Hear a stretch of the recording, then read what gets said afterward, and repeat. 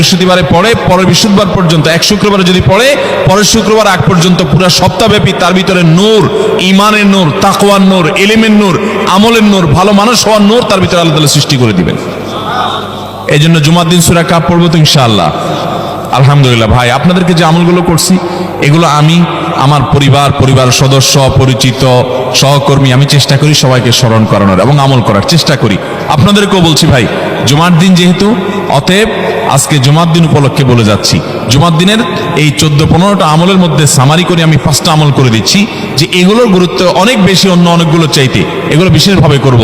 তাহলে এর মধ্যে প্রথমটা চলে গেল দুরূদ বেশি বেশি করে পড়বো, দ্বিতীয়টা হলো জুমার দিনের ফজর নামাজ কোন অবস্থাতে জামাতের সাথে পড়া মিস করবো না, কারণ নবী সাল্লাল্লাহু আলাইহি ওয়াসাল্লাম বলেছেন সকল নামাজের মধ্যে সবচেয়ে সেরা, উত্তম, শ্রেষ্ঠ নামাজ, অর্থাৎ ওয়াক্তিয়া নামাজের মধ্যে সবচেয়ে শ্রেষ্ঠ নামাজ হলো জুমার দিনের ফজরের নামাজ জামাতের সাথে পড়া।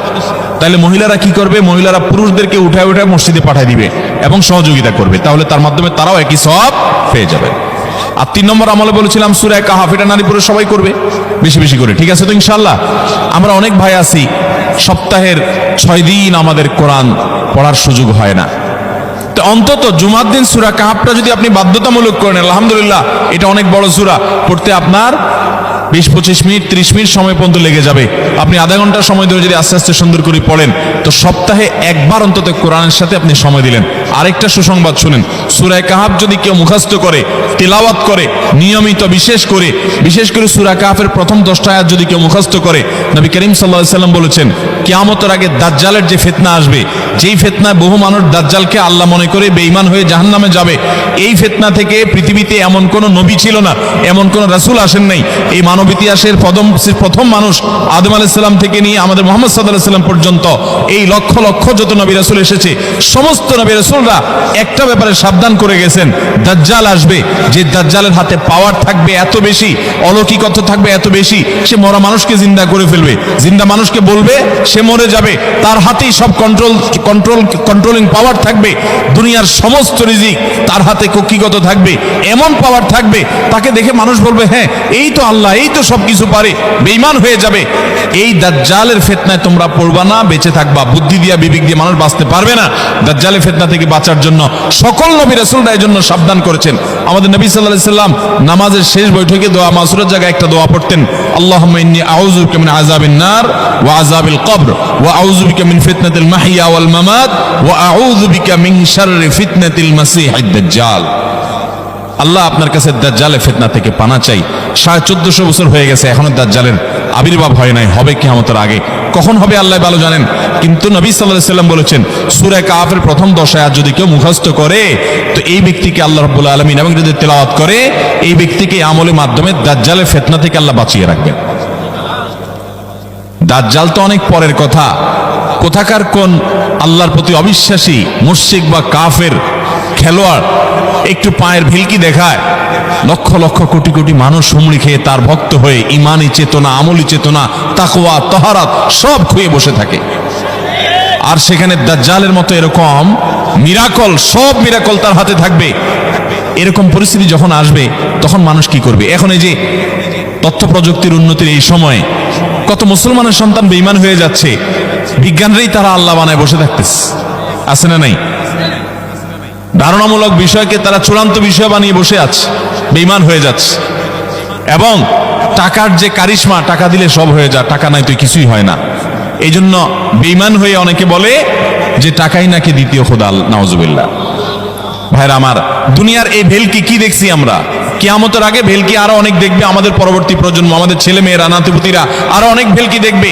এমন ভেলকি দেখবে যে তাদের আল্লাহর প্রতি ঈমান আনা, আখিরাতের প্রতি বিশ্বাস করাটা কঠিন থেকে কঠিন হয়ে যাবে। এরকম পরিস্থিতি তৈরি হবে দুনিয়াতে। তথ্য প্রযুক্তির উন্নতির নাম দিয়ে, এটার নাম দিয়ে, সেটার নাম দিয়ে মানুষের জীবনযাত্রা সহজ হবে, কিন্তু এর মাধ্যমে মানুষের ঈমান দুর্বল হওয়ার অনেক সম্ভাবনা, সংখ্যা তৈরি হবে এবং শয়তান সেগুলো সৃষ্টি করবে। এই আশঙ্কা থেকে বাঁচার জন্য সূরা কাহফটা হলো মহৌষধের মতো। অতএব জুমার দিন প্রত্যেক শুক্রবারে সূরা কাহফ পড়বো তো ইনশাআল্লাহ। মায়েরা, বোনেরা, আমরা ভাইয়েরা যারা আছি, বাবারা যারা আছি, আল্লাহর ওয়াস্তে জীবনের তরে নিয়ত করে নেন আজকের মাহফিল থেকে, জীবনে কখনো বৃহস্পতিবার সন্ধ্যা থেকে শুক্রবার সন্ধ্যার আগ পর্যন্ত আমার হাজার ব্যস্ততা থাকুক, সূরা কাহফটা পড়া ছাড়া আমি কোনো কাজ করব না ইনশাআল্লাহ। আমি আল্লাহর অনেক বান্দাকে ব্যক্তিগতভাবে জানি, আমি নিজেও এতটা গুরুত্ব দিয়ে করতে পারি না। অনেক বড় সরকারি কর্মকর্তা, অনেক বড় পদের নাম আমি বলবো না, আমাকে বলে ভাই আমি মাগরিবের পর, ব্যক্তিগতভাবে আমি জানি উনি খুব সৎ মানুষ, সব মানুষ একরকম হয় না, সৎ মানুষ। উনি বললেন ভাই মাগরিবের পরে আমার ফ্যামিলির সব বাচ্চা কাচ্চা সবাইকে আমি বলি, আমি ব্যস্ত থাকলেও বলি যে মাগরিবের পরে আগে সবাই সূরা কাহফটা পড়ে ফেলো, এরপর অন্য সব আমল। আমরাও চেষ্টা করবো না ইনশাআল্লাহ। কয়টা আমল গেল? তাসাল, ফরজ গোসল হলে ফরজ গোসল করবে, উত্তম রূপে গোসল করবে, ভালো করে গোসল করবে জুমার দিন। ওয়ামাশা ওয়ালাম ইয়ারকাব, জুমার নামাজের জন্য পায়ে হেঁটে মসজিদে যাবে, বাহনে চড়বে না। কেউ যদি মাজুর হয় সে বাহনে চড়লেও চলবে, কিন্তু সাধারণ যারা সুস্থ আছেন পায়ে হেঁটে মসজিদে যাবেন, বাহনে চড়লেন না। জুমার দিনের কথা, জুমার নামাজের কথা। ওয়াদানা মিনাল ইমামে ওয়ালাম ইয়ালগু, ইমামের কাছাকাছি গিয়ে বসবে, দূরে না, যত কাছে যেতে পারে একদম সামনের কাতার ইমামের কাছাকাছি গিয়ে বসবে, কোনো অনর্থক কথা বলবে না, দুনিয়াবি কথা বলবে না, বেহুদি কাজ করবে না। ওখানে গিয়ে যতক্ষণ সময় পাবে জিকির, আজকার, তেলাওয়াত, তাসবিহ, দোয়া, রোনাজারি, কান্নাকাটি, বই পড়া, দিনী কাজ করা, এর মধ্যে সে কাটাবে নিজেকে। এই কয়েকটা কাজ যদি করে তাহলে কাজ কয়টা হলো? আগে আগে ঘুম থেকে উঠা, ওই যে ফজর নামাজ জামাতের সাথে পড়া ইত্যাদি, গোসল করা উত্তম রূপে, আর পায়ে হেঁটে মসজিদে যাওয়া, বাহনে না চড়া। 4 নম্বর হলো ইমামের কাছাকাছি গিয়ে বসা, কোনো অনর্থক কাজ না করা।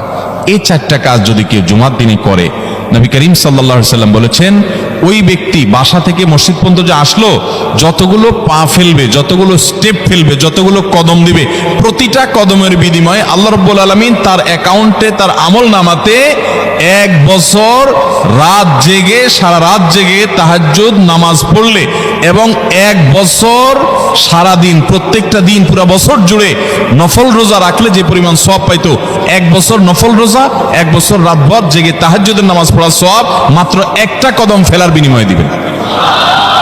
তাহলে আপনার বাসা থেকে যদি মসজিদে আসতে 100টা কদম হয়, 100 বছরের নফল নামাজ, 100 বছরের নফল রোজা, আপনি এটার সওয়াব আপনার অ্যাকাউন্টে জুমার দিন মাত্র 4টা কাজ করার মাধ্যমে আপনি পেয়ে যাবেন। এবং এটি অনেক হাদিস বিশ্লেষকগণ বলেছেন, কোরআন হাদিসে বহু ফজিলতের কথাই বলা আছে। এত বিপুল পরিমাণে, এত অধিক পরিমাণে সওয়াবের কথা যে কারো বাসা থেকে অনেকের আছে যেতে 500 স্টেপ পড়বে। 500 স্টেপ পড়লে কতটুকু হয়? সামান্য একটু জায়গা যেতে 500 কদম হয়ে যায়।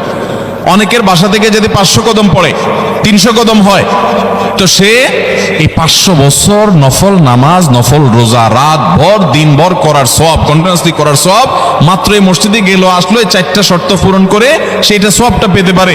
যদি সপ্তাহে 4 জমা হয় তাহলে 4 বার 500 করে যদি হলো 2000 বছর, এভাবে তার আমল নামাজের সওয়াবের পাহাড় সে জমা করতে পারে শুক্রবারের ছোট্ট আমলটার মাধ্যমে। চেষ্টা করবো না ইনশাআল্লাহ? আমি দেশে বিদেশে অনেক আল্লাহর বান্দাকে আমি শুনেছি, এ হাদিস আমি যেদিন থেকে জেনেছি